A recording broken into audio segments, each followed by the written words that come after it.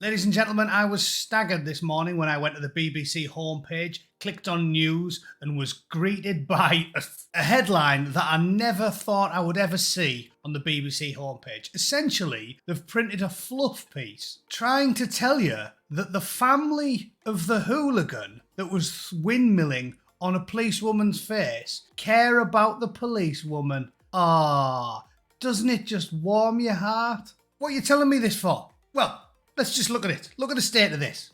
Family of man kicked in the head expresses concern for hurt officers. Why is this news? Why is this news? Why are you running propaganda headlines to try and make a family that dragged up a walking toilet, an oxygen thief of the highest order, who thinks it's acceptable to throw punches at not one, not two, nay, three coppers, including a policewoman's face? Why are you telling me this? Oh, I know why. Because he's a regular at Allen's, isn't he? That's why. Shall we read it? Are we perverse enough to want to read this drivel? Why not, eh? The family of a man who was kicked in the head by police at Manchester Airport have said they are concerned for any injured officers after a second video emerged. Yeah, you're saying that because the video vindicated the police officer and showed that your son or your brother, however these family members are, is an absolute rat in a tracksuit. The man's behaviour was beyond reprehensible, and I don't understand why the BBC thinks this is a news story. Criminal family talks. That should be the headline. So, I'll read you the whole story, and then obviously I'll cut through the propaganda that the BBC writes and tell you what actually happened, shall I? Stay tuned.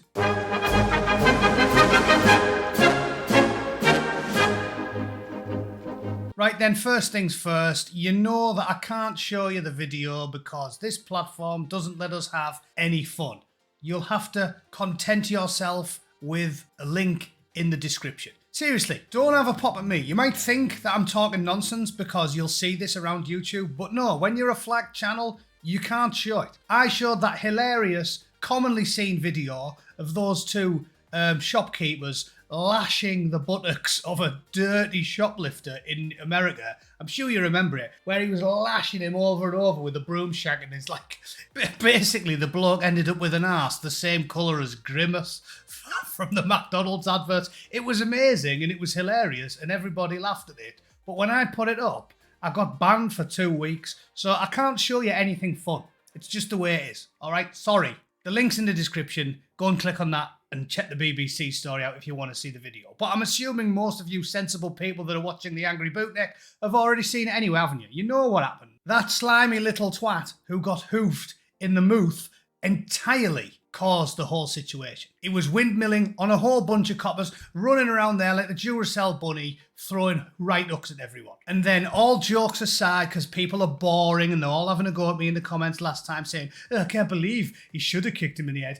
Yeah, alright, I was being sardonic when I said he should get a medal for bravery and he was being surprisingly restrained. Obviously, he wasn't being restrained, and obviously, if you want me to be boring, yes, the copper should be reprimanded because ultimately when you're prone and you've already lost the fight, you're no danger to anybody, he shouldn't be kicking and stamping on him, right? But the point I would make was, well, 3 points. First of all, 1, I guarantee the vast majority of the general public, even the Guardian readers and the BBC journalists, would concede that when the adrenaline's flowing and you've just been punched and you've seen your partners punched and you've seen a woman get knocked spark out by a criminal scumbag, you can't really blame a bloke for losing his temper and throwing a kick or two out there, right? It's not professional and he shouldn't have done it. But it's not a sackable offence, not in that situation. He should be taken for some retraining, given a reprimand, and then given his job back. The public would support it.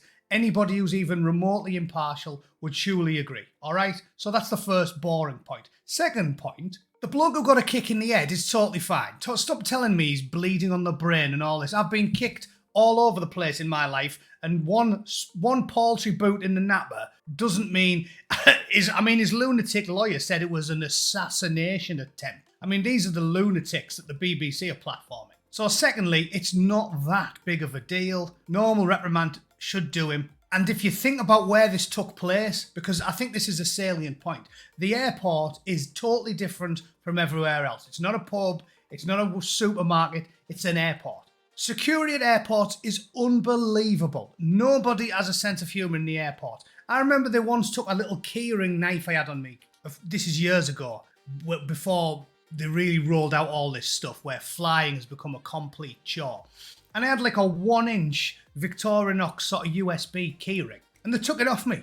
And I said, why? And they said, it's a deadly weapon. And I chuckled in the face and said, you're having a laugh, aren't you? I'm a Royal Marine Commando. I'm Tommy Rockers. If you're not going to let deadly weapons on the plane, then you best chop my hands off because these bad boys are deadly weapons. Nobody laughed. Nobody laughed. No. There is no sense of humour allowed in the airport. If this was happening in a pub, maybe you could understand more outrage. But the fact it was in an airport, and the worst this criminal scumbag got was a tiny bit of a shoo-in. When it was at airport, and everybody knows if it happened in somewhere like the United States, he would have got 70 rounds in the face. If anything, yes, he kind of did get off lightly, kicking off like that in an airport. If he got slotted in the United States for kicking off in an airport, I reckon 80% of the public would have just been like, well, save the taxpayers some money then. I like the way it says contains upsetting scenes. No, seeing a bloke like that get volleyed in the bonds isn't upsetting. In fact, I get a little bit of blood in it. I was almost tent pegging my shorts when I seen him get tased and then hoofed in the moy. So, no, not upsetting.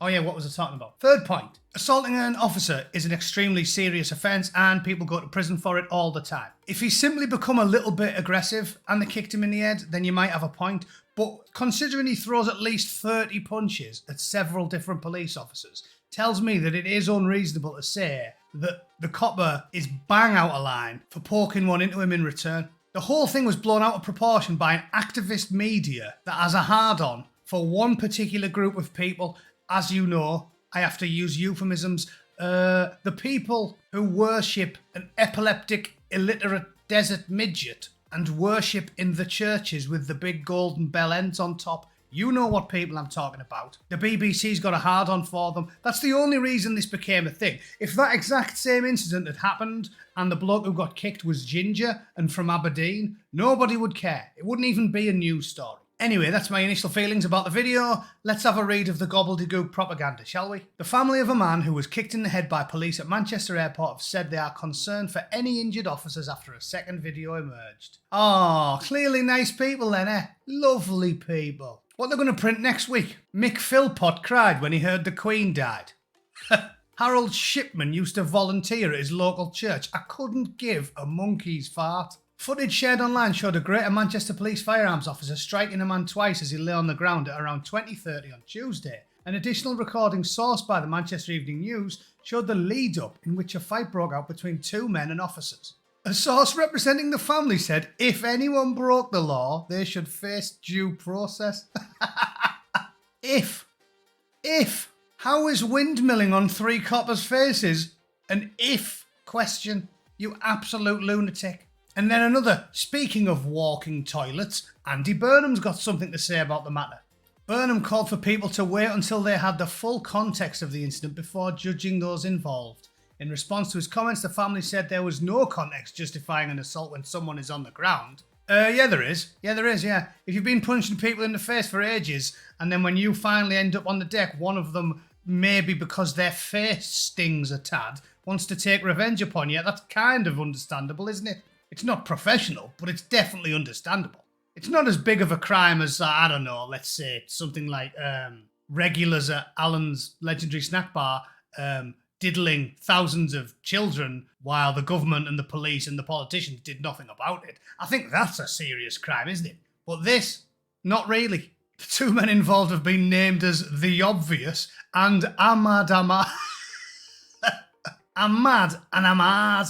We know you're mad, mate. We know you're mad. They've got a new lawyer now as well. Probably because the last one said it was an assassination attempt. The footage sparked unrest outside Rochdale Police Station on Wednesday night. And remember, there was no unrest in Rochdale when it turned out that these boys and the mates had been diddling kids for a few decades. Yeah, none. Not a peep out of them there.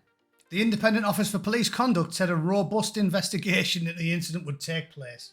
So what was that all about then? Well, I'll tell you what it was all about. It was the BBC trying to make the villains look like the good guys as per usual, because the BBC is a disgrace. It is a cancer on the bollocks of British society, and if we had any courage whatsoever, it would have been defunded 25 years ago. Nay, not merely defunded. It would have been defunded and then bulldozed, preferably while Match of the Day was on, yeah, and then salt the earth and denied that the BBC ever existed as an entity because it is that much of a national embarrassment. I mean, look at the clip of it. We've had Rolf Harris, Jimmy Savile, decades of lies and cheating and theft and fraud and criminality and buggery. You really couldn't make it up. The inhabitants of Sodom and Gomorrah would blush if they had to work at the BBC for a weekend. It's disgraceful organisation, and I will not rest until it is destroyed. I've dedicated my life to doing this for the last 5 years, starting out with the BBC. No, what was the very first one? Oh yeah, it was the shite you see on the BBC. I've been at this for years. It is an awful, awful, lamentable organisation, and it needs pulling apart brick by brick, and everybody who works there should be cleaning toilets or possibly working in Burger King, but frankly, they wouldn't have the brains to do that, would they? They wouldn't have the brains to do it. If you asked your average BBC journalist to make you a cheeseburger, they'd somehow make a complete pig's ear of it. You'd open the wrapper and it'd be like a flip-flop or a TV remote or some sort of completely nonsensical household item. Is that right? Shut up. You're too incompetent to make me a burger. You definitely shouldn't have been on the television. You dirty, dirty smear merchant. Anyway, that's all I've got for the day. As we knew, and I made a video about this last week, we knew it was going to be a mountain out of a molehill. We knew who the instigators were going to be. We knew before we even saw the story. And funny old thing, we were proved right. Weird that, innit? A general rule of thumb is, if the BBC says it, believe the exact opposite. Easy. Don't need to see any evidence now. The BBC has lied so loudly and so frequently for so long. Simply believing the opposite of what the BBC tells you to be true is generally a good rule of thumb, and you won't often be on the wrong side of things. Alright? Their disinformation reporter is about as honest as a kleptomaniac, gambling addicted crack whore. They're the most dishonest entity in the UK, and I'm including the Houses of Parliament alongside them. But that's just what I think. If you think the copper was bang out of order and those gentlemen who were throwing the haymakers at women's faces, perfectly reasonable chaps, please let me know in the comments below so I can mock you until the stars turn cold. Alright? Thanks for tuning in. I hope you all had a good weekend, and I'll see you tomorrow. Toodle pip.